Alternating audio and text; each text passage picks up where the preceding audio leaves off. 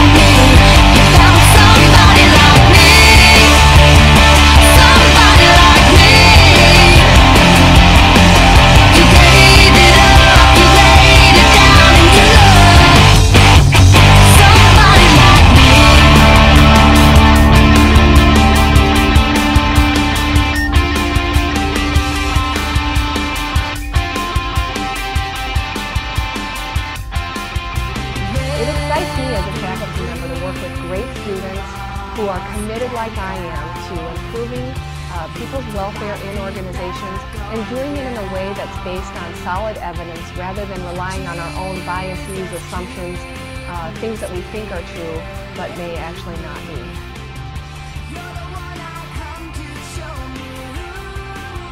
be. We understand that competence is important. We understand that research is important. We understand that we've got to create things that are practical, that people would use. And I think most of all, we understand that the character of a person is important as well. And that includes both the leaders that we serve and also our students and our faculty. That the character of the person is just as important as the skills and the competencies of a person.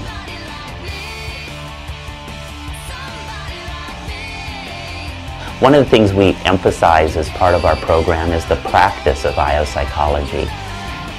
When I graduated, one of my first jobs was with Boeing, and I was in charge of helping to manage the employee survey. And I knew how to do statistical significant differences between groups. I knew how to calculate all sorts of things with survey data. What I didn't know as well on that first job was how do I actually get managers to use the results of the survey. And so that becomes a really important overlay for the work that we do here. We start with the research and what makes individuals and organizations effective, but then we quickly transition also into the practice. What does that look like?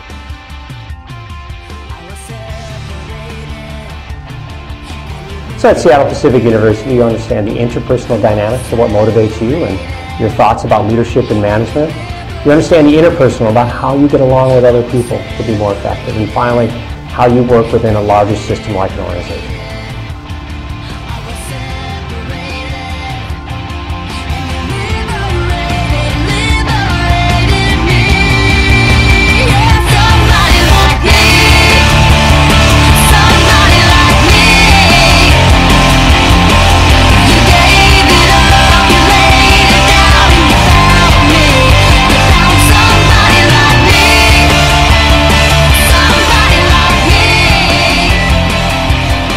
To take this team of faculty members and graduate students who are passionate about understanding and studying the development journey of leaders, and doing that in a way that we could also create tools and resources to partner with all those other things that are going on across the church and business, across the boundaries of these organizations.